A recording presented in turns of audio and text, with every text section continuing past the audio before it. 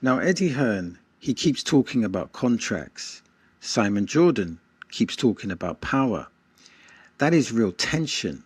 Now, Fury versus Joshua may be promised to the UK, but when Saudi money is involved, promises become flexible. And the contract matters, but the leverage matters more. So this is the uncomfortable reality of Fury versus Joshua. Eddie Hearn and Frank Warren helped build the rivalry. They helped sell the dream. But they may no longer control the destination. If Turki Al-Sheikh controls the money, he controls the leverage. And that changes the whole conversation. So I'm going to give my perspective. I'm going to give my perspective on comments made regarding Eddie Hearn, Tyson Fury, and the AJ situation. And this was a conversation that took place on TalkSport Boxing. So I think there is perspective and there's knowledge that is interesting. So the first statement comes from Simon Jordan. And he asks, basically, who is controlling the fight? And according to him, whatever Turkey decides, Turki Al-Sheikh, despite Eddie's load of old and about contract, who determines where it's going is going to be Turki Al-Sheikh and what he wants. So I'm kind of paraphrasing him there. Now, the main sentiment in this statement is that the person with the most money wins.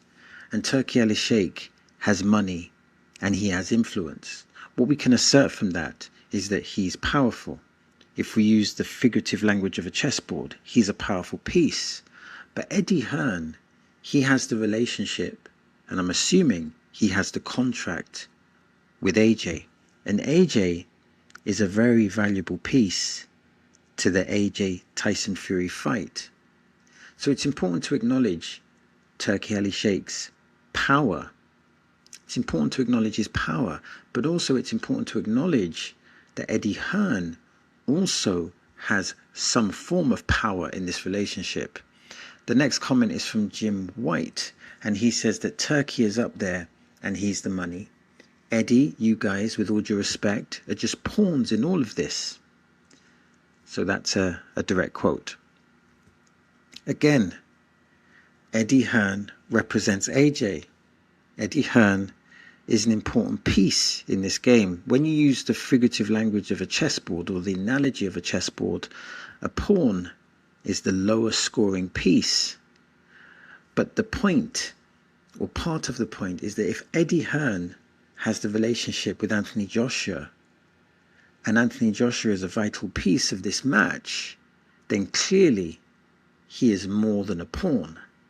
He may not be the most powerful piece, but he's still a powerful piece. Of course, Turki Al-Sheikh must be, is the most powerful piece.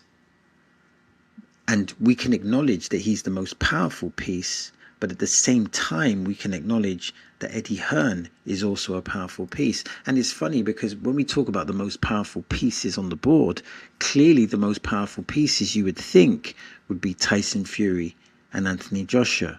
But Turki Al-Sheikh, he has the money and he has the power and he has the resources. So the next statement is that Eddie Hearn is, pushing back on the contract. And Eddie Hearn has had a whole press run talking about contracts.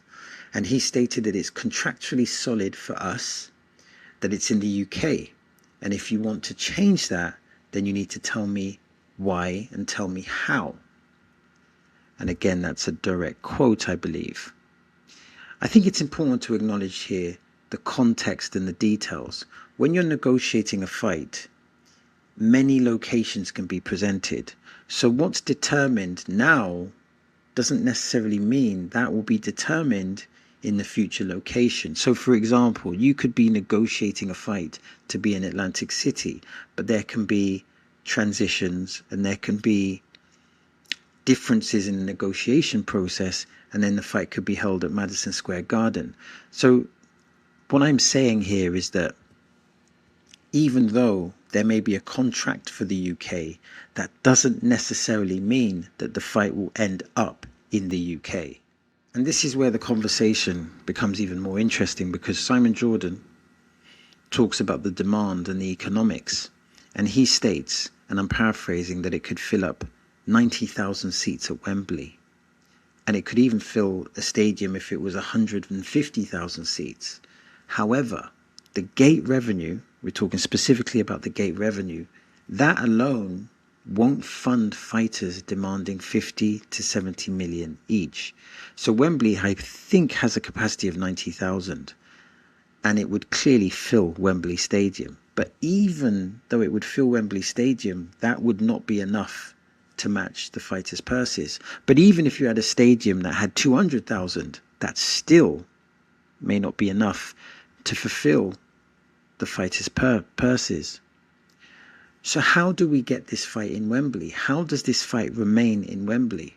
Would it mean that fighters take less money? Would the boxers need to take less money? Is that reasonable? Could you have a situation where the tickets are priced higher? Again, would that make up the shortfall? Probably not. Could you have pay-per-view buys that are more expensive? I know that the boxing purists and casual fans would be angry with that. Could you have a double situation where you have higher ticket prices, the boxers take less, and then you have increased pay-per-view buys? But even then, does that still make the shortfall? Does that still cover the cost? And the answer is probably no. And even if it did cover the cost, the reality is that the objective reality, or maybe it's subjective because I don't have the numbers in front of me, but the numbers in Wembley are probably not as big as the numbers elsewhere. And that is probably going to be a determining factor. And what I take from this is that the economics in boxing and the capitalist part of boxing is such an essential part of boxing that many of us tend to overlook. Now, the next part is a statement from Adam Booth, who's a great trainer, and he states that without Turki al-Sheikh and the Saudi money, the economics of the fight are completely different.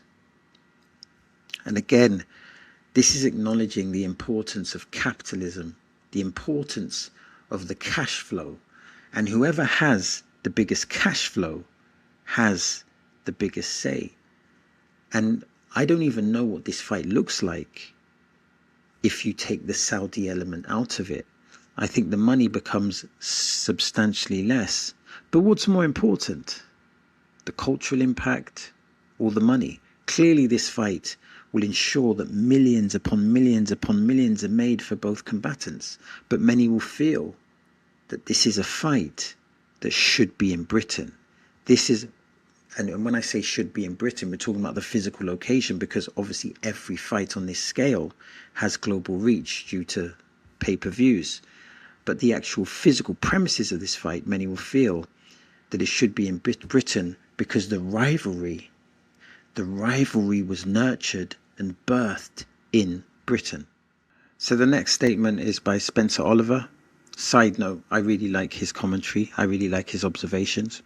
And he makes a good point because he states that they both have fights coming up. And the winner of this fight, and I'm paraphrasing here, potentially can fight for a world title again.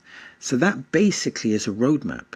It's a roadmap for both of these guys to have an opportunity to become 3-time heavyweight champions. So when you take AJ and Tyson Fury, it's not a title fight. But both of these names, AJ and Tyson Fury, they're so strong, they carry so much credibility and recognition that it doesn't need a world title. But for the winner of that fight, there's a clear path to not just a world title, but to potentially becoming a 3-time heavyweight champion. And what an amazing accomplishment that would be.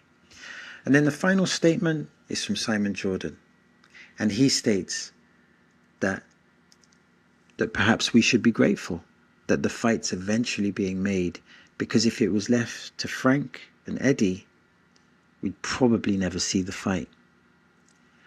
And I think it's important to recognize, because I feel like the connotation is when people talk about Turki al-Sheikh, the connotation seems to be negative.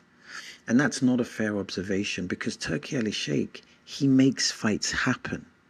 Without him, you can make a very strong argument that a lot of great fights don't happen. And what does that mean? It means that he's valuable. He's valuable to the boxing economy, but also valuable to the boxing purist. So it's important to recognize that when Turki Al-Sheikh got involved, there was collaboration with Eddie Hearn and Frank Warren, and that's enabled great fights and will potentially enable this fight that has the capacity to be an absolutely amazing event. Okay, so I want to go back to the Eddie Hearn context, and this is my final statement. Think of this: Fury versus Joshua. It's bigger. It's bigger than Eddie Hearn, Frank Warren, and it may be even bigger than the contracts. But that does not mean that Eddie is a pawn. Because Eddie Hearn, he represents AJ. On top of that, he represents credibility. And most of all, he understands the boxing business. Turki Al-Sheikh may have the money and the power, but the fight still needs relationships, structure, and trust. The real question is simple. Can British boxing keep its biggest fight at Wembley, or will economics win again?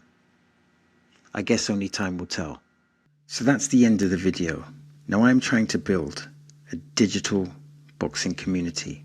That means I'm interested in your comments, I'm interested in your questions, and I'm interested in your observations. Now, if you want to support the channel, simply like and subscribe and click the hype button.